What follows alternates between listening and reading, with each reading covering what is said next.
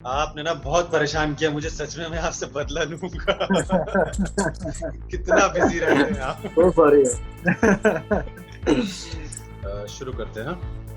हाँ, हाँ, शुरू करते हैं। कैसे हैं जितेंद्र जी आप? मैं बहुत बढ़िया हूँ यार। आप बताइए कैसा जा रहा है बढ़िया। लॉकडाउन? अरे कैसे चल रहा है? उस घर के अंदर वर्क फ्रॉम होम चल रहा है वरना ऑफिस में बैठे होते। अच्छा है ना, ऑफिस नहीं जाना पड़ रहा है। हाँ, ये तो है। लेकिन आप भी घर पे कब से 3 महीने से हैं? हाँ, हाँ, पूरे 95th डे। हाँ, इतने दिनों में मतलब खाना-वाना बनाना कुछ सीख लिया या पहले से आता था?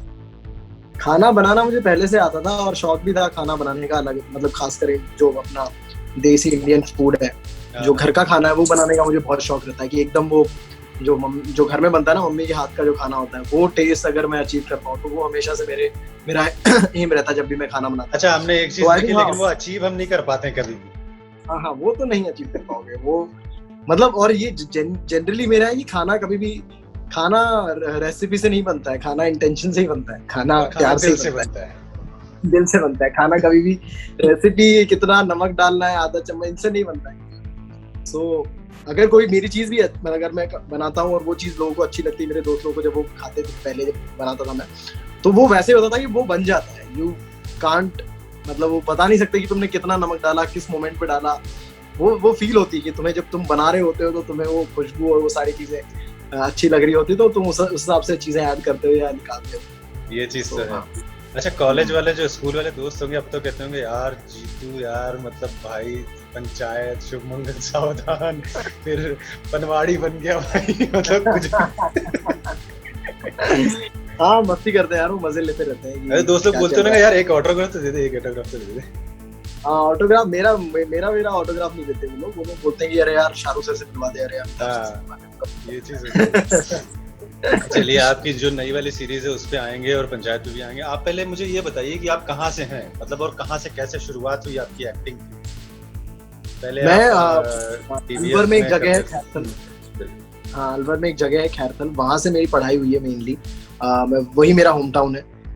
दिल्ली से कुछ 2 घंटे दूर है, वहां पे मैं पला बड़ा हूँ। फिर मैं कोटा चला गया आईआईटी की तैयारी करने के लिए, और फिर मैं वहां से आईआईटी चला गया, आईआईटी खड़गपुर, और वहां से मैं बॉम्बे आ गया एक्टिंग करने के लिए। तो कोटा और में जो यहाँ पे आपने मैं आईआईटी की तैयारी की ना, वो कोटा फैक्ट्री में एक्चुअली वही वाली आपने एक्टिंग की है, वही काम आ गया होगा आपको।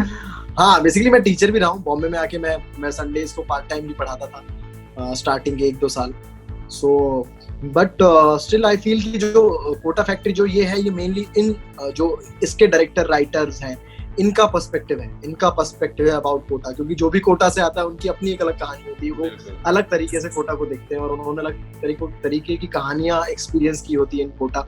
सो हर किसी की फिल्म अपनी फिल्म होती है। अगर कोटा के बारे में आप पूछोगे तो ये वाली जो Kota factory, it's more about them, जो इसके राइटर्स और तो उनका रिसर्च, उनके एक्सपीरियंसेस और वो क्या सोचते हैं कोटा के बारे में। So it's about that. हाँ, ऑफ कोर्स थोड़ी बहुत इनपुट्स मेरे रहे हैं, बट मोस्टली रिटन। जो भी कैरेक्टर उन्होंने बनाया जीतू भैया को, जैसे भी उन्होंने दिखाया, so the whole credit goes to them. फिर उसके बाद आप मुंबई में आ गए, फिर ये एक्टिंग की शुरुआत कैसे हुई? एक्टिंग यार, बेसिकली कॉलेज में हम लोग बहुत सारे प्लेस, जो भी कॉलेज प्लेस होते हैं, कॉलेज में जो जितना भी थिएटर होता है, ड्रामा होता है, उसी का पार्ट में रहा हूँ। और वहीं से एक्टिंग मुझे अच्छी लगने लगी और वहीं से एक्टिंग में इंटरेस्ट डेवलप हुआ धीरे धीरे। एंड हाँ, उस टाइम पे लाइक जो मैं अपने एक सीनियर से मिला जो वहाँ पे प्लेस लिखते थे। विश्वपति सरकारी is one of the main writers of TVF, जिन्होंने पिक्चर्स लिखा, परमानेंट रूममेट्स लिखा, बेस्ट प्लेस लिखा, बहुत सारे अलग अलग चीजें लिखी उन्होंने। सो उनका मैं दोस्त बन गया था और हम लोग साथ में प्लेस करते थे। वो लिखते थे, मैं एक्ट करता था, साथ में एक्ट करते थे। सो बहुत सारी ऐसी चीजें हो रही थी हम लोगों की।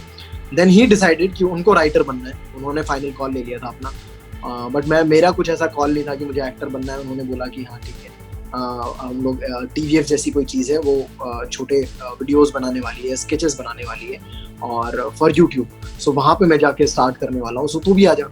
सो बहुत ही ओवर एंथुसियाज्म वाला मेरा कॉल था। मेरा बहुत सोच समझ के किया हुआ कॉल नहीं था, ऐसे ही था कि हाँ चलो चलते हैं, एक्सप्लोर करते हैं। एंड हाँ, वो धीरे धीरे चीज़ें ग्रो करती गई। कभी सोचा नहीं था कि डिजिटल तो इतना बड़ा ग्रो कर जाएगा और ऐसे वेब शोज बनने। और अब तो बहुत ज्यादा, अब तो आपकी फिल्में भी डिजिटल पे लॉन्च हो रही हैं। True true true. तो ऐसा कभी सोचा नहीं था कि ऐसे फिल्म्स भी डिजिटल पे लोग देख रहे होंगे और इतना एंजॉय कर रहे होंगे और एक अलग एक्सपीरियंस क्रिएट कर देगा डिजिटल स्पेस फॉर एंटरटेनमेंट। सो ये कभी सोचा नहीं था। अच्छा, आपने बोला आप जहाँ से हैं उसमें वो, जर्नी काफी, आपने बोला आप जहाँ से हैं वो शहर दिल्ली से 2 घंटे की दूरी पर है, और आपने आईआईटी चुना।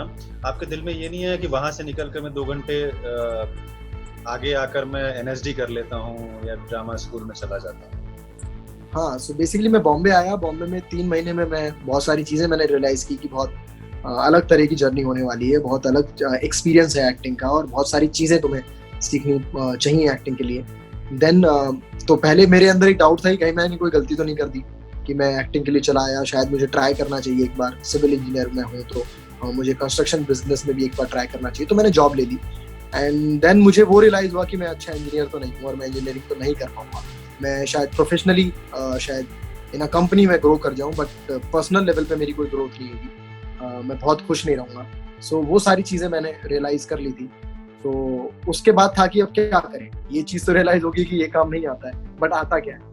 तो वहां पे वो थॉट था कि हाँ, एक्टिंग में थोड़ा बहुत इंटरेस्ट है और पता नहीं उसमें उसका भी अलग जर्नी है, तो स्टार्ट यहीं से करना चाहिए कि उसे सीखना चाहिए। सो मैंने बहुत सारे एक्टिंग स्कूल्स में अप्लाई किया, एनएसडी में अप्लाई किया और वहाँ पे मेरा सिलेक्शन नहीं हुआ और मैं अंडर प्रिपेयर्ड भी था और मैं नहीं मानता हूँ कि मैं बहुत अच्छे से प्रिपेयर्ड था फॉर स्कूल।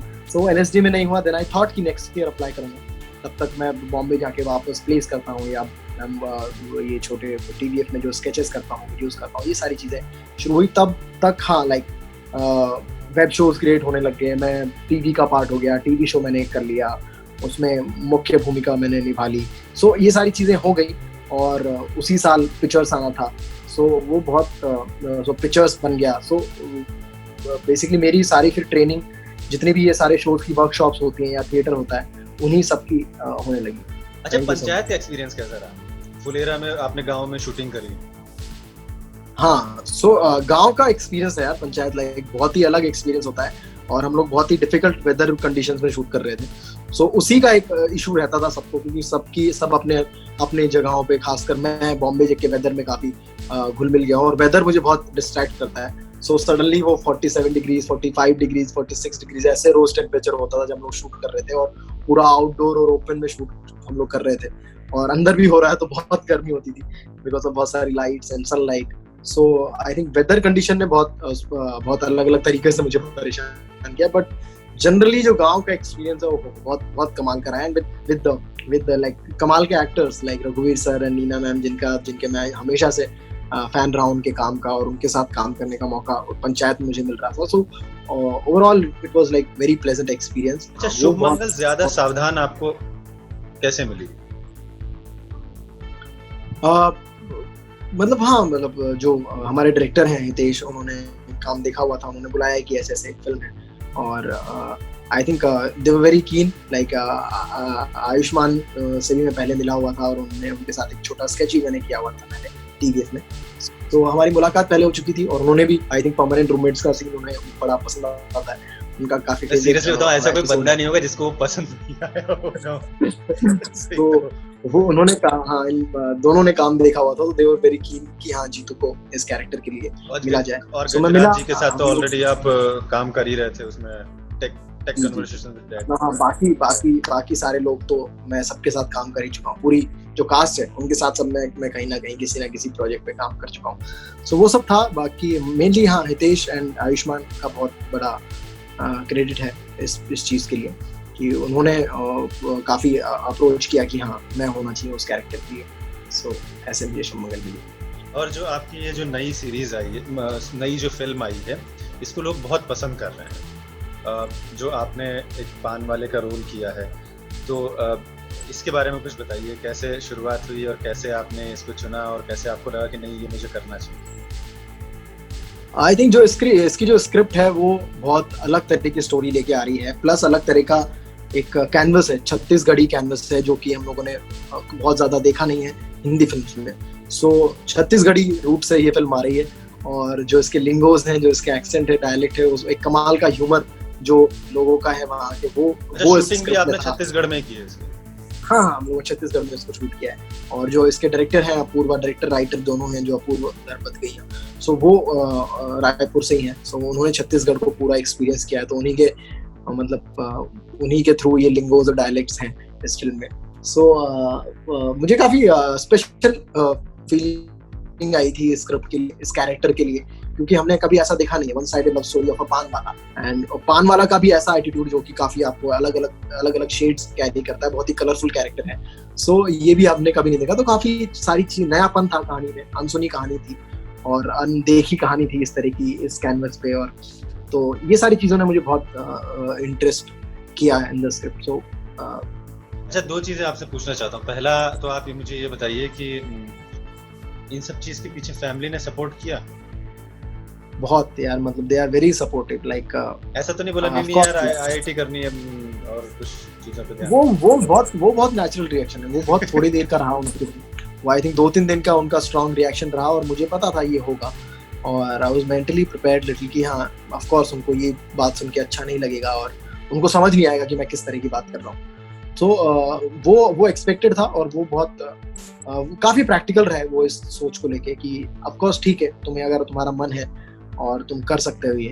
एंड मेरी फैमिली भी बहुत अलग तरह की अचीवर है, उसने भी काफ़ी चीज़ें, काफ़ी एक्सपीरियंसेस देखे हैं, किस तरह से उन्होंने अपनी फैमिली बनाई है या वो जिस भी मुकाम पर पहुंचे हैं, तो उन्होंने भी अलग अलग चीज़ें देखी हैं। सो थैंकफुली वो लोग काफ़ी प्रैक्टिकल रहे इस पूरे थॉट को लेके कि हाँ भाई जाओ, मतलब देखो, काम करो और मज़े करो, जितनी शिद्दत से तुम बाकी कोई दूसरा काम करते हो इसको भी करो, बाकी देखते हैं क्या होता है। तो बहुत ही प्रैक्टिकल उस टाइम पे अप्रोच रखी उन्होंने, and they were very keen कि हाँ मतलब अगर तुम इस करियर को बहुत आगे तक लेके नहीं जाते हो तो हम देखेंगे। So they were very supportive, they were not like कि तू देखना अपना, दे वर नॉट लाइक कि अगर तू सक्सेसफुल नहीं होता तो तू अपना फिर देखना क्या करना है, they were not like this, they were like कि अच्छा ये हम करते हैं और हम इसमें जाते हैं, और अगर ये करियर हमारे लिए वर्क नहीं करता तो दे एडेड दिस हम हमारा वर्ड। सो दे परेशान मत हो, हम हैं पीछे खड़े हो। हाँ, दे टुक इट एज देयर्स, तो मतलब ये उनका करियर है। सो कि हम अगर हमारा इधर काम नहीं वर्कआउट होता है तो हम देखेंगे कि हमें आगे क्या करना है। So this practical approach, this they owned this, जो मेरा हॉबी था, जो मेरा पैशन था, उन्होंने उस चीज को जिस तरह से ओन किया और जिस तरीके से वो सपोर्ट करते हैं, इट्स लाइक हमेशा से बहुत हेल्पफुल रहा है। उनकी एक चीज अच्छी थी कि मतलब आपके दिल में एक वो कसक नहीं रहेगी कि मैंने ये नहीं किया, उसके लिए भी वो सपोर्ट किया उन लोगों ने कि हाँ चलो करो, नहीं होगा तो देखा जाएगा।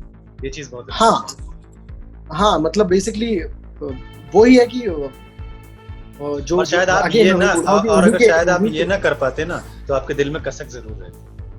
हाँ, उन्हीं के पुराने एक्सपीरियंसेस और उन्हीं की पुरानी ख्वाहिशें जो शायद उनकी कई बार पूरी हुई, कई बार नहीं पूरी हुई, अलग अलग तरीके से। तो उनको पता है वो सारी फीलिंग्स की, जब ख्वाहिशें पूरी होती हैं तो उसकी हैप्पीनेस क्या होती है, और उसको तुम्हारी वो हैप्पीनेस तुम्हारी लाइफ में क्या लेके आता है।